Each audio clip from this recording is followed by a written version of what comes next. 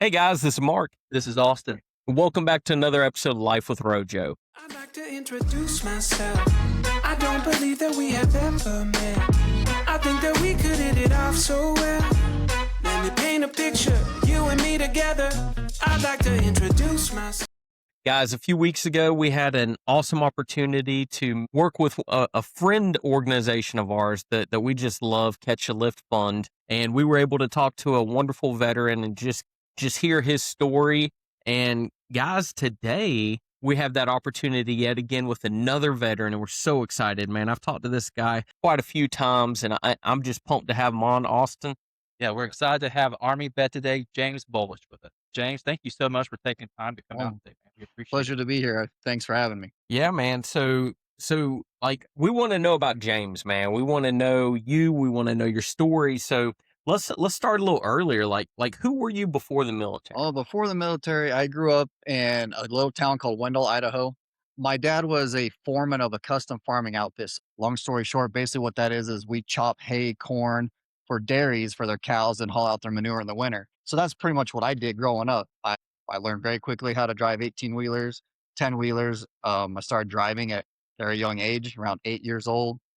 Nice. Started, Wow. learn welding, mechanic stuff. And that's pretty much what I did up until I joined the military. I did go to a semester of college to become a mechanic. And then I joined the military. But other than that, I grew up just hunting, fishing, and outdoors person.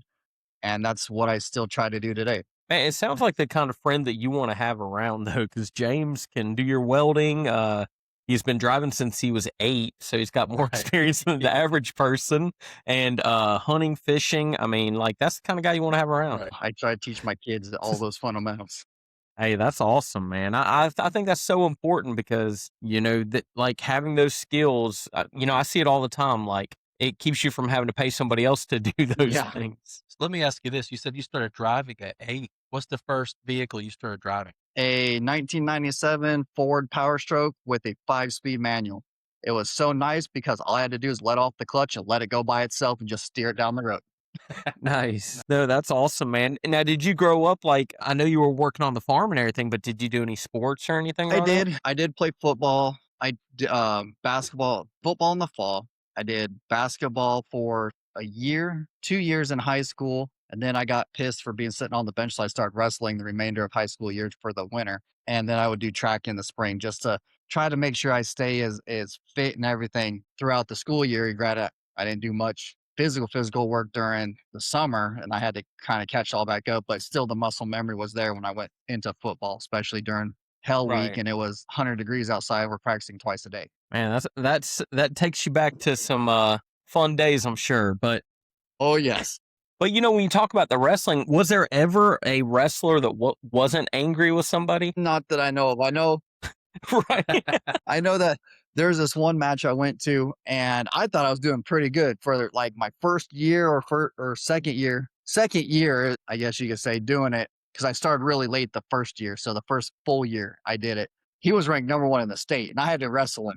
Oh wow. That kid pinned me in 3 seconds. I was like, what just happened? Right. But it was good. I learned exactly what not to do. Right. No, hey, I understand that, and I got into wrestling a little bit in MMA and all, but that came from the fact that I really liked basketball, but I'm 5'7", so I wasn't really built for basketball. So wrestling and MMA kind of became natural fallbacks for Yeah. me. Well, I wanted to get into MMA, but it just didn't fit my path at that time. Right. Well, what made you decide you wanted to serve? Well, in 2001, I was sitting in high school. Let's see, I was a freshman because I graduated in '06. I was a freshman in high school and I watched the towers go down. I remember I had a locker number. I think this was my senior year. My locker combination was 911. So like it all stayed with me. And then when I was in college, just for whatever reason, I guess they just happened to show it again. I mean, let's see, September, October. So it's right around the same time. And then I was like, nope, I ain't Mhm. doing this. I'm going to go serve the military. I love my country. I want to give back to them and try to prevent what just happened to us in 2001. That Right. doesn't happen again. So then in January 31st of I was in the military. I was on my way to basic training. No, that's awesome, man. And you joined at a time when soldiers were staying busy. You know, a lot of training, you know, in preparation, the quick movements. You know, preparing for deployments, things like that, and just trying to get. I feel like the training at that time was getting pushed so fast, Yeah. like where people were doing things because they were trying to prepare for deployments and things like that. And it was deployments were rapid. Once I finished basic, I went through basic AIT, and then I went straight to Fort Campbell, my first duty station. And I got to Fort Campbell in, I'm gonna try and get my dates right, like June or July, and we were deployed in October, August timeframe. Like it was a Wow. really fast turnaround. Like I basically in process Fort Campbell. I met everybody, trained up a Hmm. little bit, Right. and then we were gone. We're gone to Iraq for 15 months. And Man, then when Wow. we came back, we were home. We were home a year, a little over a year, and then turned around right around and went back to Afghanistan. So it was very, very yeah. fast. Yeah, it's just the turnarounds during that time were so crazy, just happened so rapidly. And you know, I was thinking back when you were talking about watching it when you were in high school, you know, Twin Towers and everything. I was actually, oh goodness, I was watching Little House on the Prairie. Big fan. I'm like Little House on the Prairie, Andy Griffin Show, all that stuff's like my jam. So like I'm watching Little House on the Prairie, and I actually got really frustrated before I knew what was going Uh, on because they took my show off. You know, and I'm like, hey man, I'm trying to chill out, watch a little bit, you know, out in the prairie, and then they're pulling it off, and then saw what it was, man. It was just so crazy. Like what were you like? Kindergarten? Well, I wish. No, I was just about to say, I feel like 9/11 is one of those dates that people at a certain age, you remember where you were at. I Right. was in Miss Jenkins, in school, middle school, Miss Jenkins' class, and one of my friends came into the class late. His name was Daniel. He was like, Miss Jenkins, something's going on the TV. Like I saw it when I passed the library, and that's when she turned on the TV, the news, and we saw what was happening. But that moment's like ingrained in my mind where I was sitting in that classroom. And asking you, James, did you have like family members in the military, or were you the first one that decided to So join? out of my mom and dad, I'm the first generation, but my sister, let me back up for a second. I'm the first generation. My sister came in, but she ended up getting discharged for hip fractures, never made it all the way through Mm, basic, which is a common thing for females. My wife tells me it all the time because she's active duty. right. But my mom's dad, my grandfather, and my mom's stepdad, both of my grandparents, they were in the military. Okay. My mom's biological dad was in the Air Force, and then her stepdad um, was in the Navy. So I don't know what my mom's biological dad did in the Air Force.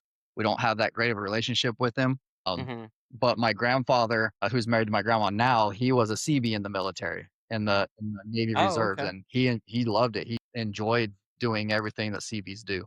Right. But no, I'm the first generation. We'll see what my kids do. Right. No, that's awesome. You know, my kids, I don't think, you know, I mean, there's still time, but I don't think they're gonna serve in that way. But one of my sons, he actually, you know, is a firefighter, so he chooses to serve in a Mhm. different way. And then all my family's really big into serving, you know, our community and everything, and serving in ministry. So we are a family that loves to serve. So we'll just see the different capacities everybody chooses to It's do it. it's it's interesting you said that about the firefighter because my 4-year-old, that's what he. So I have 5 kids, and I have 2 biological Wow. siblings and 2 half siblings. So I have a big family. Yeah. But my 4-year-old, he's like, I'm gonna be a firefighter, and then he'll turn it around and be like, I'm gonna be a police officer. Whichever you want to do, buddy. So Right. Right. just you got to do something because everything's too expensive. I can't afford to put all 5 of you through college. Right. Right. Right. Well, my son did say that there's like a dual I don't know what they call it, like certification or something where you can be firefighter and police officer. Maybe that's the route he's looking. Well, if it is, he's a smart 4-year-old because I'll have to look into that. Right. Right. Now, when you told your parents and your family that you wanted to join the military, were they supportive about that, or did they give you some kickbacks and everything that was going on during that time? So I'm gonna say probably just like any parent, especially during that time, they're gonna be kind of hesitant. They're gonna be like, Mhm. well, Yeah. now my child possibly be in danger, could possibly, whatever. For the most part, they were supportive. I could tell that they were worried and nervous. And then later out, I found out my dad was actually mad at me. for joining the military, Mm, but I was 18. There wasn't much they can do. right. I wish, I mean, I guess I'm glad I didn't know that part aspect of it when I was going in. And then my sister told me later on that that's what my dad had said. I was like, huh, that was nice to know. But I mean, in 2007, when I was joining the military, from that perspective, yes, they were supportive, but worried at the same time. And understandably, I mean, like that was a tough time. You know, a lot of people that went in, you know, right after or even 2003, 2004, you know, there were times like in Missoula and stuff that you could drive through with no doors on a Mm, Humvee. You know, it's like certain parts of countries were pretty mm. chill. And then you know, but by the time 2007 hit, you know, that was pretty tough in whatever area you Oh went to. yeah, So, when we went over there, everything was up armored. MRAPs, right. everything had like 16 inches of steel on it. I'm Mhm. exaggerating a little bit. Probably wasn't near that big, but Right, right. yeah, the whole warfare changed. B Oh, holes, yeah. RPG nets, cages, basically you name it, it's was implemented now. So, if high school James could see James right now, what would he say? Honestly, I have no idea. I've never been asked that question or never really thought of it before. I don't know. I would probably say, like, where have you been? Because, like, the confidence level, the maturity level, just more sure of myself and what I'm doing or what I want to do or the direction I'm going Mhm. is way different than, a 16, 17-year-old boy, Right, who his all he ever knew was farming, was custom farming, right. tractors, choppers, trucks, all that stuff. And then I go to the military, I learn all these new skills that I didn't think I'd ever learn in my life. Mhm. And then just deploying multiple times, you have a whole different sense of confidence, a whole different sense of, I guess, belonging. And then, establishing a family on top of that, trying to juggle all of that. So I guess it'd just be like, yeah, like where was this? Where I see a little boy, now I see a confident man that has done all this stuff. Right, right. Right. So I guess that's the easiest way to explain it because never really thought of. No, that's awesome. Do you feel like growing up, to grow up on the farm? My dad grew up on a farm, Mm, right? And he talked about, you have to get up like, I mean, 4:30 in the morning, some mornings before going to school, do certain chores. Then he would go to school. Then we come back. Then we do more chores on the farm. Do you feel like growing up on the farm, has all kind of helped prepare you for being in the military with like be the structure piece or the showing up consistency piece or yes, I think by doing that and having to get into the fields, have to start chopping, swapping, whatever the case may be, all different hours or the hours, it is definitely helped build a great work ethic by instilling that early work ethic. It definitely has transitioned and helped me in the military. Like I was never late for formation. I was where I was supposed to be on time. If stuff needed to get done, we got it done. It got it done. I didn't put it off. I hate to say it, like the generation today, like, oh, someone else will take care of it. Mhm. No, this is what told me to get done. It's got to get done. So yeah, I do think it did help prepare it in a lot of ways. Yeah, it does seem like you had a great advantage by the way you were brought up, you know, to those things in the military. Now, while you were in the military, I know you shared about deployments, but tell us about kind of what happened to end your military career. So what happened to my military career and why now I'm no longer in? My wife and I were stationed at Fort Drum in 2018. Well, I took us there in 2017. She came back in the army in 17. So then 18 is when I was injured. We went to a range 24 on Fort Drum, getting ready to deploy in 6 months. We're supposed to be in Afghanistan. Well, we, as an E6, as a staff sergeant squad leader, I got put into a heavy weapons company to do my squad time that way as a section sergeant, which is equivalent Mhm. to being on the line, just I'm in a truck versus a line. But we had our trucks up firing. And when we got the ceasefire, so the actual line units can come through, the truck to my right did not put his 50 cal back in a 12 o'clock max elevated position and left it on his last TRP. For people who don't know what a TRP is, that's a target reference point. So when I backed my truck down, his weapon was right in line with my door. And we shot so many rounds that barrel was really hot. And it got that. This is the way I Mhm. portray it, or I tell it because this makes sense. let me back up for a second. So the 50 cal was sitting on a crow system. So let me make sure that everybody knows that it was not physically fired by the gunner at all. But and then that will wrap in as well. But when it cooked off 4 rounds, 3 went through my Humvee door, 2 through my leg, and 1 underneath the Humvee. But luckily, and this is going to be kind of weird, I guess, but luckily, what saved me is it was sitting on a crow system, which is metal to metal. Because you could be the biggest bodybuilder in the world, you will not stop a 50 cal from firing. You won't. It will literally Right. rip your arm out of the socket. So with it being metal to metal, it half charged it, so it stopped within a split second.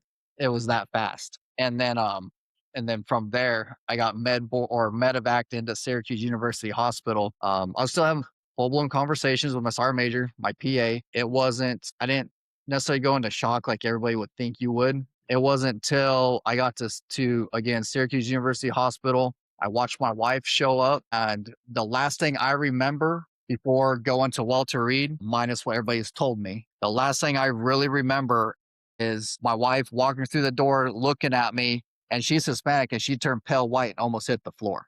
That's the last thing I remember. And then I'm in Syracuse University Hospital for a week because I was losing so much blood. They couldn't keep giving me infusion because I was just losing it so fast. Well, they kept giving me infusion, but they could transport me because I was losing it so fast. I wasn't stabilized. I didn't get stabilized until Saturday. So I was shot on the 26th of March, which is a Monday. And so that following Saturday is when I actually got medevac to Walter Reed.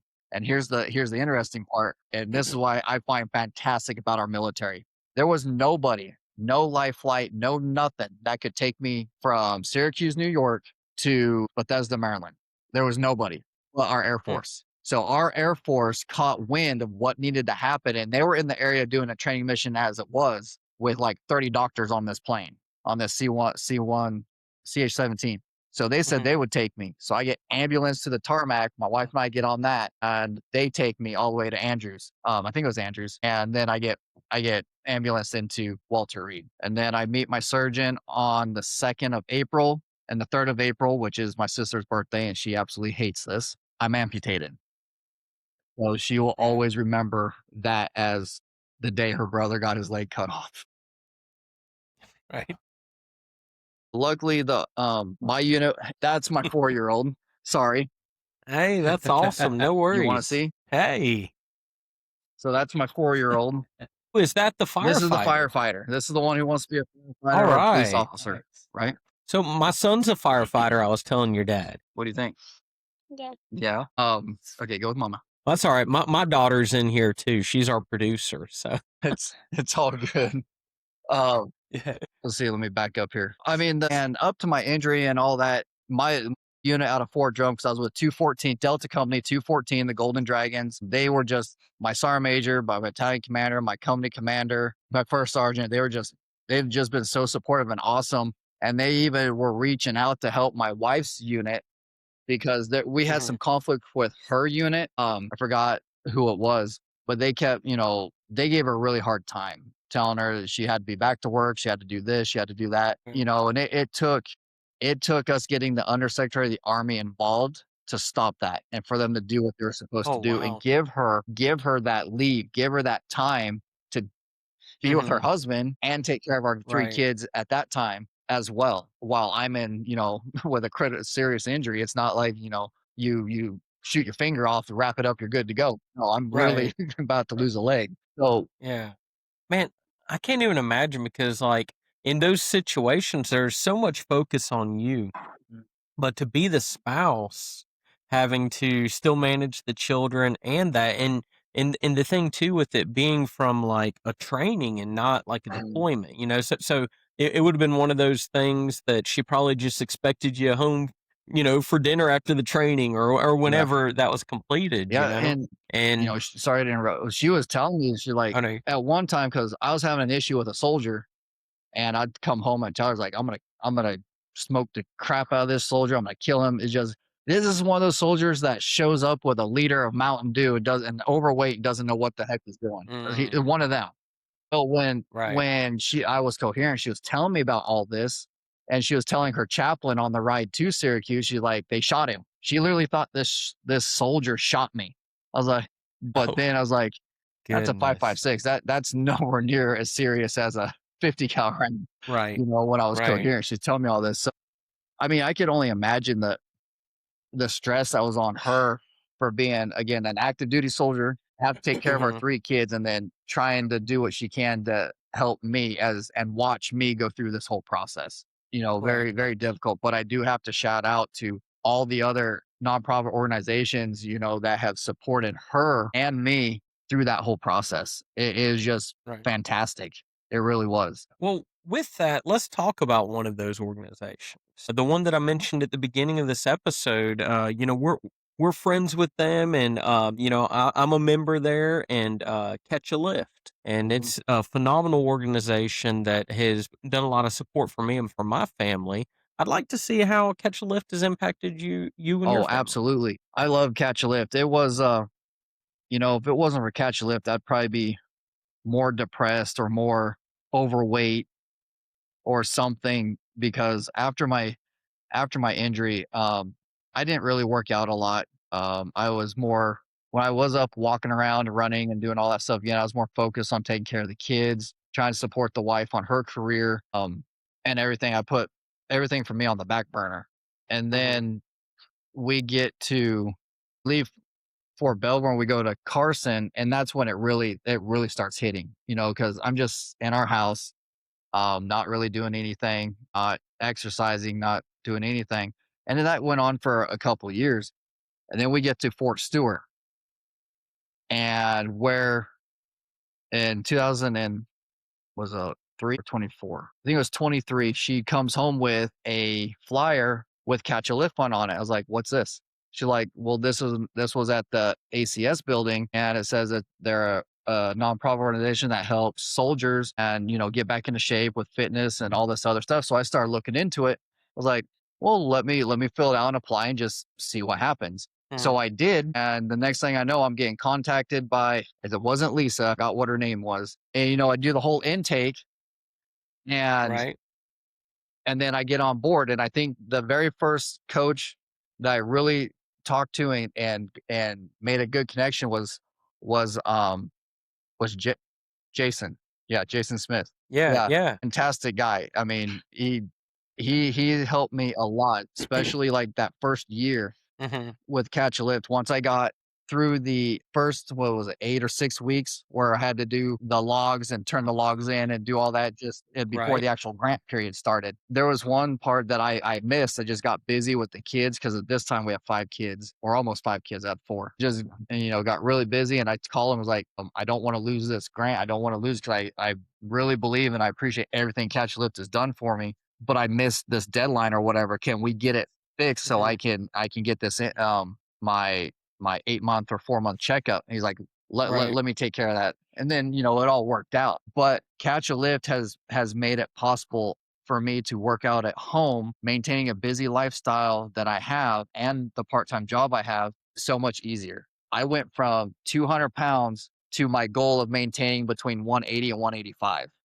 So I am Oh, in that's great, between that, man. and it is just fantastic. I mean, all the resources. I'm not big on the computers, because let's be honest, they're big, they're bulky. Everybody has a phone in their hand, and most Right. everything's done by apps. But I do try to get on at least once a week, once every other week, and get to the landing zone, and just look up some of the nutritional, um uh what's the word I'm looking for, information Like the different. that's Yeah. on Yeah. Catch a Lift, because it really is. It when I'm struggling, or I find like okay, I want to start eating healthier. I want to start doing this, but what I Hmm. do to make it to where I can not have to cook 400 different things, and Right. all that in there, and having those nutrition coaches, or however you want to say it, has just been very Hmm. beneficial. Like, you can type it in there, then someone will respond back to you, or if I'm not mistaken, a phone number is in there too.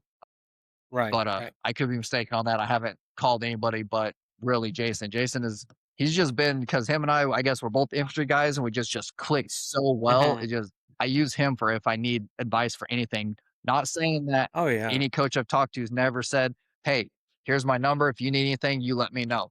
We Right. just Right. connected and clicked very well. Jason's awesome, and it's kind of funny. I think I told you this before, But I was working out at the gym one day, and then I saw a guy there, and he had a Catch a Lift hat on. I'm like, "Oh, dude, that's awesome! You know, are you a member?" He's like, "No, I work with Catch a Lift." I was like, "Oh, well, I do too."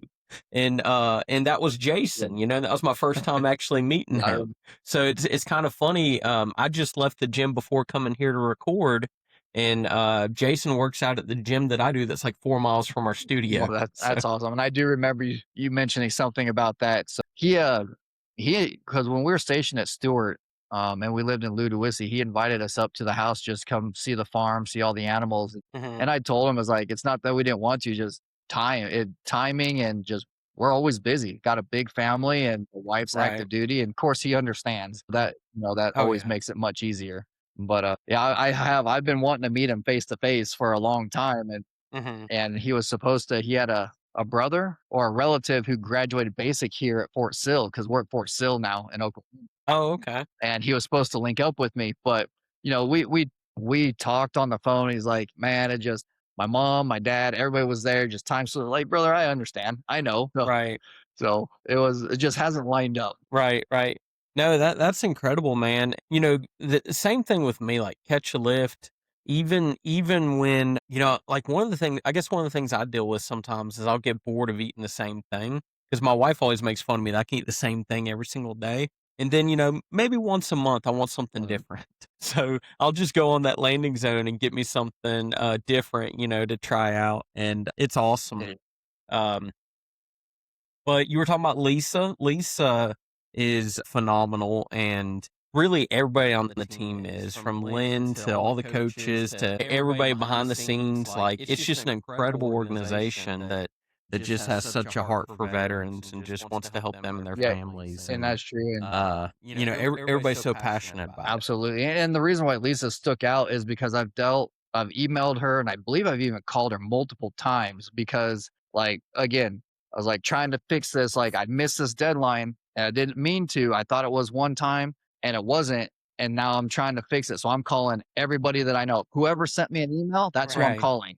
So, or I'm emailing, Mhm. trying to get this, fixed. And plus, Lisa's reached out a couple times about being an ambassador. I could have swore I told her yes, but I haven't received anything like the T-shirt that I think was supposed to come yet, or not, or maybe I did. I forgot what color it is. I got like Right. 3 or 4. I just don't remember which order they came in. Well, Lisa will listen to this, and if she hasn't got you signed up for it yet, I'm sure you'll be getting a call about it. Hey, that's fine.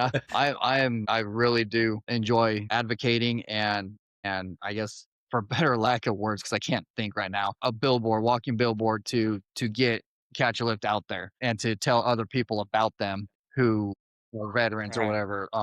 Like, I was just talking to my neighbor about you guys, and then my Mhm. wife, as soon as she retires, she's going to apply. Just Awesome. so Awesome. she gets the benefits of it now, but she'll have her own benefits of it when she retires. Right. Absolutely. Well, how many years have you been a member of Catch a Lift? And I think I'm in my third now. I'm going into my third. Okay. Now, through Catch a Lift, I know you've gotten the coaching from Jason, but did you receive a membership or I equipment? received equipment. It's Okay. easier to have a home gym and work out at the Mhm. house versus going to the gym. One reason is it's easier to manage my anxiety and PTSD sometimes. Mhm. Two, my daughter's not in daycare, and because daycare is too expensive. Right. And I honestly, sometimes I just don't want to go in and see half dressed people. I rather work out in the comfort of my own house on my schedule, and not have to worry about if a gym is open or not. No, I understand that, and that's why I've had to stop working out with Austin. Man. Dude can't keep his clothes on. It's a problem. It's a problem. Taking it day by day, Jim. Well, just make sure you don't lift up and show a little leg. He might go crazy. Right. Listen, legs are my best asset. That's the only thing I got going for me. This guy will call me like once a month and, hey man, I was pumping gas and this lady was talking about my legs. It happens. I'm not gonna lie. I could count. Market, Publix, Goodwill. Like, I can count That's it like up. I was like my oldest. So when we're still at Fort Stewart there in Georgia, he would go to school, and he would be in his lifting class. So part of being on the football team is you have to take a lifting class. He would come Right. home, and he would flex his legs, and his legs would be so chiseled and cut and big. I was like, what happened to the rest of your body? Is that all you're doing is working out legs? Well, at least that's the opposite of most people, That's true. because most people, you know, they're only doing upper body. And so like I'll be in the gym and I'll see these guys with huge upper bodies and then, you know, they don't do legs at Yeah. all. Well, I'm gonna be honest. So, I focus more upper body, but I do lower. But I have a reason to do a right, lot of right, lower. right. Hey, makes sense. I mean, some of us have reasons, you know. I mean, So, I guess I could work that left leg really well and have a cap the size of a watermelon. Right. just get that one super jacked leg. You know? Now, so what equipment have you received? I received the all-in-one Smith machine. Oh, that's Fantastic awesome. machine. It really is. Now I'm trying to find ways to upgrade it, or I have to just upgrade a whole new machine. I think we're about to outgrow it Right. because my boys use it too. Like the whole family uses it. That's And then awesome. I'm like 5'11", 6 foot. I guess I'll depend on what shoe I have on or what leg I have on. Hmm. So, and the reason why I say upgrade, just because it's not quite tall enough. Like Mm. if I'm trying to do something high, I have to sit down to do the pulls because it's too tall. It's not tall enough for me. Right, right. And then I got that was the first year, and we used the crap out of that thing. It even my 2-year-old and my 4-year-old go and use it. They'll like swing on it, act like they're doing a pull Oh, up or that's something great. like that. Of course, you know everything's supervised, everything is in a safe environment. And then the next year I got the rower, and Was it a Concept 2 yes, rower thank you. or? I was trying to remember the Yeah. name, the Concept 2 rower. That thing is So like the ones you use in your classes, because he does CrossFit yeah, classes. just because I don't run a whole bunch anymore, and I can't really take my hand cycle out because I got my Hmm. my 2 and my 4-year-old, and I just don't have nowhere to put them, you know, and you can't like Yeah. attach one of those little buggy cars to it. It's just not designed that way. Right. But they do have a battery operated car now. Maybe we could do that. Um, Hey. No, the rower is awesome, man. I think like I was reading something about the percentage of muscles in your body that are activated by a rower. And you know, there's not really anything that compares to it. oh, So like it's such a great I workout. do. I enjoy it. I can get a really good cardio workout. And, you know, the nice thing with this one is it has a whole bunch of different settings. It has games on it. It has a race that you could do against, I think it's the computer. And then I think there's Mhm. also one that you could race yourself. Like you do a series. And then I think if you're racing yourself, then it races you. So you can try to beat your momentum and make yourself push a little bit harder. Right. Um, so it is great. And you know, work out in the dead of winter in shorts and t-shirt as long as the garage is warm and be good to go. No, yeah, that's awesome, man. So is that your favorite exercise right now, like using the rower, or is there a certain lift that you prefer? No, right now I mainly use the Smith machine. Incorporate that with some dumbbells that we have and some kettlebells. Hmm. So I mainly do I mainly work my back, mostly upper body. I don't really squat with the machine too terribly much. If I'm gonna Hmm. squat, I will most likely I'll get the kettlebell and just hold it and squat down that way. Yeah, Yeah. I love the goblet Yeah, the squats like goblet that. squat. And then we bought Um, my wife the hex bar because in the military with the new PT test, you got yeah, to use yeah, that. I've heard So about that. sometimes I'll use that to do squat a little bit, or I'll just get the whole bar and Hmm. do the RDLs with just the bar. Yeah, yeah, But the cables, I'll use the cables mainly for my back, chest, shoulders, and of course triceps and biceps. right. So mainly I use the cables for all the upper body. No, that's awesome. Now, do you have a like specific workout that you're really proud of that you've been able to do, or anything that it's kind of go to? And they do a lot of back work and all. Well, right now everything is still a little chaotic trying to get into a good rhythm because for one Hmm. week when we PCS here, it's like nobody could stay healthy for like a month and a half, 2 months at a time. It just I Right. guess with the new environment and you know new school, everybody the kids that come home get sick, and then naturally me and the wife get sick, and then so there I don't have a set routine right now. I'm trying to still Okay. get one together. But basically, if I'm able to go out, I'll try to get like a full body workout because I don't have a set way. Like if I'm gonna do arms on back and buys on one day, chest tries another, legs another. I just try to get it all into one. Okay. So like full body That's what I work? try to do right now is full body work Yeah, that's until I awesome. can get a set lifting or workout schedule. And I'm still trying to dial it in. So right now I just try to get a full body in. Right. Right, right. Well, man, I say with 5 kids and a wife and everything else you have going on, you're doing pretty good. Yeah, you're killing it, With dude. getting your workouts in. Better than me, and I Right. don't have a wife or 5 kids, so Um, I'm taking notes, like, "Let me see." I definitely try mentoring my wife and trying to help her make points to make E6. And my oldest, he just bought his first truck this year. So trying to help him get it Oh, ready to nice. go or continue working on it. He drives it back forward to school every day.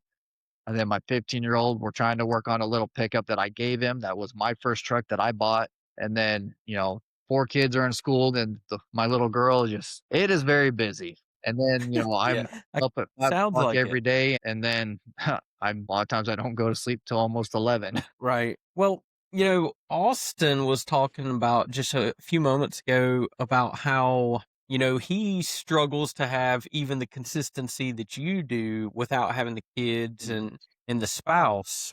So, what do you say to somebody who tries to make an excuse about the gym? That's your fault. Well, I mean, honestly, and I tell my kids this all the time, and not to compare you to my kids, but because they are single, they don't have kids, they don't have, a girlfriend or whatever. It's like if if you don't want to work out, say here at the house, that's really on you. You don't have a lot of stuff that's stopping you outside your job. It's just Hmm. you, you know. Now, Right. Right. I tell them all the time, I was like, wait till you have a wife and kids, and then you come talk to me about why I could not do the things you wanted or in a certain Right. way. It just doesn't work that way. Right. We have as a father, a husband, an employee, a veteran, and all this other, titles I guess you could label me or anybody in my shoes with. We just have a lot going on and we have to try and time and work everything into a time slot that fits. And it doesn't always work either. Like I'll make a plan that, hey, like today, for example, I was going to pick up my son and then I was going to work out before this. Well, they wanted to play outside. So my working out didn't happen. And now I was looking at the clock like, crap, I got to get dinner going. So I had to make dinner and get everything ready before, our podcast today. So not everything goes as planned. So now I got to take what I was planning on doing. And if I can later tonight, do it, or I just got to move it to the next Hmm. day without staying night long. Right. Yeah. Right. Yeah. I feel like that'd be a good T-shirt that just says, "That's your fault." You know? No, I That'd be a like pretty that. good T-shirt. Well, it was funny because right when you said that, I saw a small tear go down Austin's eye, and then I think he was about to get up and go to the gym, but I was actually gonna go to the gym today, but we had the podcast, so I pushed it back, Well, make sure you go No, after but that this. is but you're right, though, you have to make it he intentional. wasn't smiling when he said that, Austin. I saw a smile. I saw half a smile. See, look, there you go. But you're right, though, you have to make it intentional and fit it in where you can and be flexible, like, if you do have to reschedule your time, then reschedule it later in the day. I think as long as that consistency piece is there, that's what makes it different. Yeah, so we started to talk a little bit about it, about your responsibilities as a father and husband and everything. What do you think it shows your kids after everything you've been through that you're still grinding and putting hard work in the gym? Well, hopefully I'm setting a great example. I know my kids much rather go upstairs and play Xbox, but Right. it's very difficult, let me tell you that, because I'm competing with a world that is all digital. Everything's about Hmm. what they see on multimedia, what they see on YouTube, what their friends tell them, what uh we're almost into that or getting there, and I really hope we don't, but it's almost like we're getting into that era that parents are only there to give birth to you, feed you, make sure you have clothes and go to school. That's it. Other than that, they don't need us. Which by showing my kids my work ethic and showing them that how I provide for them and support their mom, they will realize one day that that is how it's supposed to be, that they just can't go out and have it handed to them. It's not going to work. Hmm. You have to work for what you want. And it drives me crazy when my kids they'll come home and be like, Dad, I want this. I want a computer. Can I get this for Christmas? Like, who's paying for this? not Right. understand that we have Right. other things that take priority over what you want, and especially like with for example, my 16-year-old. Well, I want to go do this. Well, go find a job. You're old enough to work. You want to keep driving this pickup. Right. I'm done putting gas in it unless I need you to do something with it. Then yeah, sure, I'll help you with it. But if you want to go gallivanting, you want to go down to the pond and go fishing or go wherever, you gotta take that responsibility. You have to go get your job to pay for your Right. fun. And by them just seeing how I am, hopefully that is going to click in their mind when they actually have to start doing it. And then they'll realize like this is what dad and mom are talking about. This Right. is Right. actually Right. what has to happen to meet our goals. Yeah, and I think a lot of those things, will start to make sense for them as they get Mhm. older. Like one of the beauties that I have now is I have kids ranging from 28 to 13. And the thing is, I get phone calls now from my 28-year-old who at times thought I thought I was stupid. And now she'll ask me for advice on occasion or ask me different things. And it's nice because when she was growing up, she might not have realized, the things I was trying to instill and the things I was trying to do. But now, her and her husband, we've gotten so much closer now that they're going through different stages of life and everything. So it's pretty awesome. So sometimes those things may not pay off immediately, but they'll eventually pay I'm off. definitely looking forward to it. I really am. I am looking forward to the day that now they do realize like, oh, dad and mom weren't completely crazy. They were, telling us what's going to happen and that. So I know they don't really want to listen right now, and as much as frustrating as it is, but I am looking for that time where they do humble themselves, be like, "Huh, now I understand why dad's Right, Right. right. ethic and why he says what he said and did what he did. Now I understand it."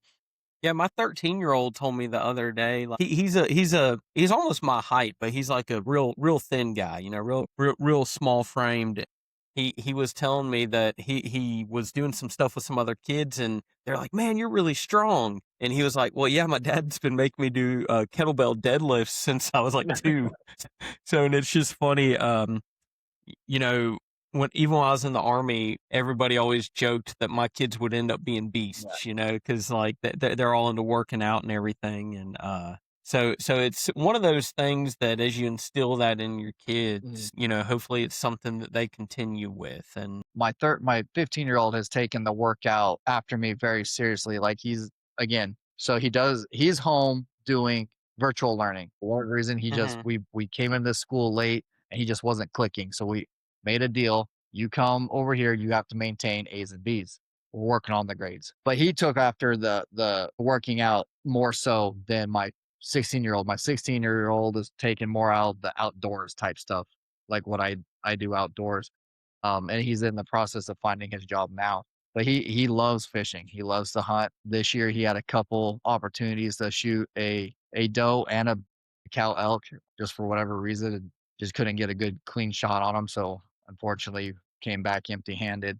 But when normally I have to say previously, every chance he can, he would go out to a pond and go fishing on post, or now that he can drive to the lakes around here. So my 11-year-old, we got to work with him still. right. No, that's awesome. But you started talking a little bit about outdoors, and I know you're big into outdoors, and Austin and I are as well. So, one of the things I was thinking we could do is we could each come up with a couple things, but I want to make it a little harder on us.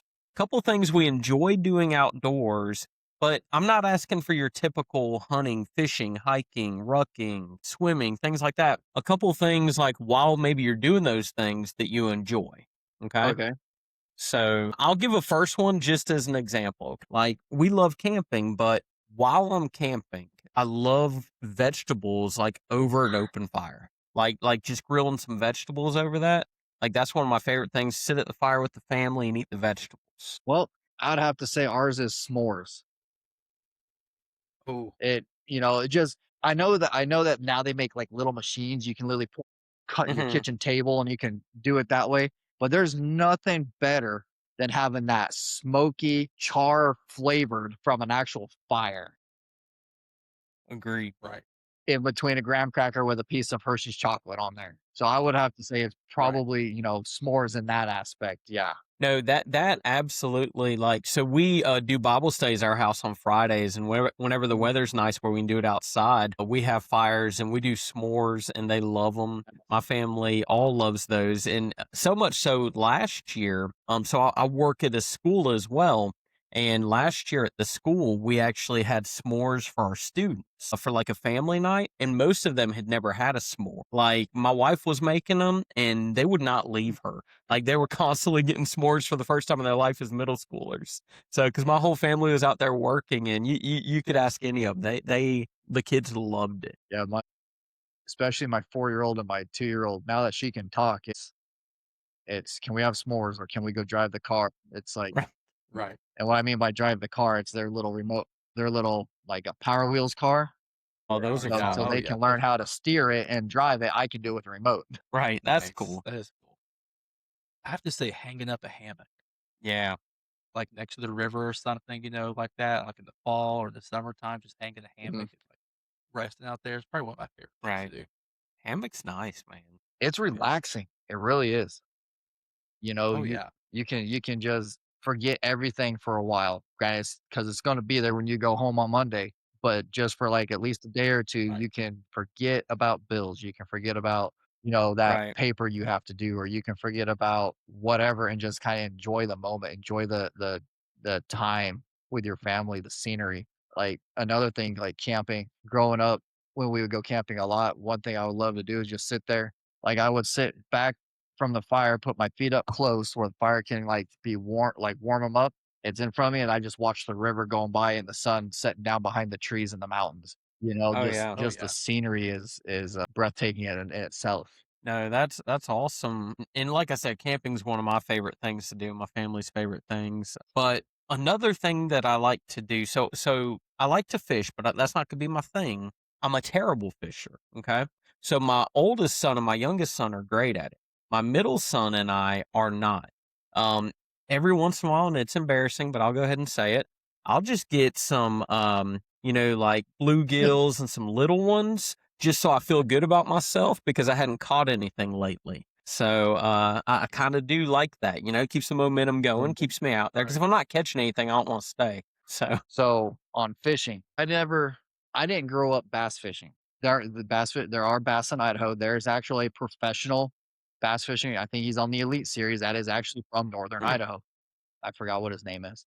Uh, I grew up just regular trout, bluegill, fish, whatever. I didn't get introduced to bass fishing until we were still at Belvoir, and I got invited by an organization to go down, and basically we're fishing against the NASCAR people. It was mm, great. That was my first time really bass fishing, and I got hooked from there. Took my wife with me the first year, took my oldest with me the second year. He is phenomenal at bass fishing. He's just never let it go. He will outfish me any day. But on wow, the flip side, I will out hunt him any day. It's right, like a Right. struggle for him to, and I have 1 foot, mind you, so I gotta make sure I have the right prosthetic on. hmm, He'll struggle to keep up with me going up and down the mountains. So I right, got him Oh wow, in wow. one way, but when I go fishing, what really gets me is, yeah, I wanna fish too, but just being there helping especially my younger 2. And I don't care if they hmm, catch a little bluegill, they catch a 16-foot alligator, whatever. right. Just Right. being there and watching and having those memories, that's what I take away the most. Oh yeah. What about you? Do you have any For fishing or anything else? I like to fish, but I can't. I probably haven't been fishing in 10 years. Like it's been a long time since I've gone fishing. But I remember waking up at like 5 a.m. on the weekends. Me and my brother, my dad, we would go to the Huddle House before, we'd go That's to these. fancy living. Listen, and I thought I was living life because those little like creamer cups that Yeah. Waffle House and like Huddle House used to have like on the Mhm. tables like for your coffee. So we were young. I started drinking coffee. When I was like 5 or 6 years old because my dad would take the little creamer cups and Hmm. basically make little coffee shots for me and my Ah, brother. So we're sitting at the Huddle House like 5 a.m. Like chugging these just little like getting wild on creamer coffee. shop. Well, coffee. He would dip the Right. creamer cup into his coffee. So we're like chugging these shots at like 5 years old. Probably why I drink 3 cups a day. But anyways, we would get hyped up on coffee and breakfast. Then we'd go out to the lake. That's Yeah. cool. Not the greatest fisherman, but it Right, was right. still Well, fun. just like camping, fishing can be very relaxing too, and it can be fun. Oh, yeah. Oh, You yeah. know, plus they say, you know, Oh, yeah. fishermen tell the biggest lies. Right. Like you really They do. catch a fish So do like this, but you're yeah. gonna tell everybody it's like this. Right, right. Well, listen, my dad was a pastor, so even pastors in themselves like to elaborate the Oh, truth. there it is. So It's pastor fisherman, yeah. it was like they were massive and Yeah. everywhere. It's like you just couldn't believe That's the it. correct term. Elaboration. Yeah. No, that's awesome, man. And I think that with all of us really enjoying outdoors, we can't stress enough the importance of being outside of people. It's one of those things that fitness is very important, eating right's very important, but we can't dismiss the importance of being Yeah. outside and getting that fresh air in whatever way you enjoy doing it. So we definitely want to encourage you guys, get outside. Find some things to do. We had one of those fake springs. It was like, oh, it's coming to spring. It's like 70 degrees. And then today the high was like 32. Right. So, didn't enjoy that, but it's going to get back warmed up tomorrow. So we're going to get back on track with that and hopefully move into spring. It almost seems like you're getting the cold front that we're getting out of. Because it was in the 30s over the Maybe. weekend here. I think it was in the low or high 50s to low 60s, and it's supposed to be in the 70s tomorrow and just keep getting warmer and warmer. Right. No, that's nice. I'm looking forward to it. I'm sure you guys are. And but to close us out, just real quick, tell us, why does Catch a Lift matter? Oh boy, I mean, where can I start? Catch Lift, they matter because, it's phenomenal. All the support, all the people who believe, and they don't just believe in the organization, they believe in you.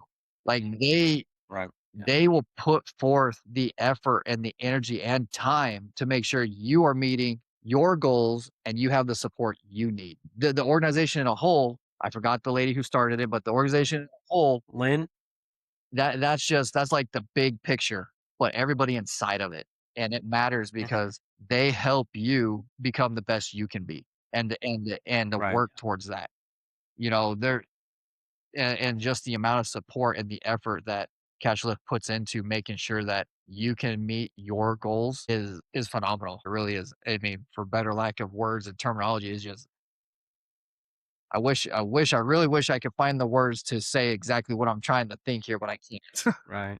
Well, the vision that Lynn has cast and spread out to everybody is just amazing. And I'll tell you that, her and Lisa are Lisa's my supervisor, and so I work with Lisa a lot and I work with Lynn a lot. And the thing is, the care and compassion that those two individuals have it just blows my mind all the time. Like, I talk to my wife about it all the time. I'm like, these have to be the two nicest human beings on earth.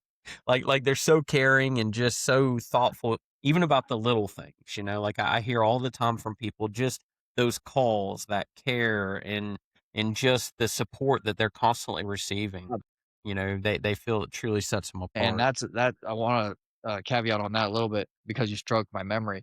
The calls that you guys that Catch Live does, like just a courtesy checkup call, that matters. That lets people know that we might not call you every day, or we might not call you once a week or once a month, but we are always thinking about you, always, and reaching out to make sure that you're good. There ain't nothing you need or something like that. And one other thing that I really love about Catch a Lift is every day I get an inspirational text, and it's really nice Right. because it helps me, and then it helps me drive a way to inspire my wife because let's face it, she's still active in the military and she gets frustrated, stressed out dealing with soldiers all the time. So if I can put a little bit of good into her, it just helps her get through the day as well. No, that's awesome. That's awesome. And lastly, if a veteran is listening right now and they're just feeling stuck, what would you tell them? I'd tell them they need to. I would reach out to Catch a Lift, get involved with them, and even if that's the first step you got to take, but you got to start somewhere. And for me, it took a lot of stuff my wife started me doing, and then it just grew from there. But you have to take a step because Catch a Lift, they care about you. They care about they want you to be successful. They have all the resources needed to help you, no matter what it is, and they understand. So I would Right. definitely reach out. Yeah, reach out to Cal. No, that's awesome. Well, James, man, we appreciate you coming on with us today. It's so awesome to get to know you better, but then also let everybody else get to know you. We call everybody that listens the Rojo family. So we consider you part of the Rojo family now, James. And, the Rojo family is going to love you and be encouraged by what you shared today. Austin, if you can let them know where they can find us. Listen, Life with Rojo on all the social media platforms. Look us up, share us with your friends and family. James, thank you again for taking time to come out today, man. We really appreciate hearing your story, hearing your testimonies about, Catch a Lift, just, learning more about you. So we appreciate it. Well, thank you for having me. I really enjoyed it. I really did. All right. And James, we appreciate your Rojo family. We love you guys. See you next week.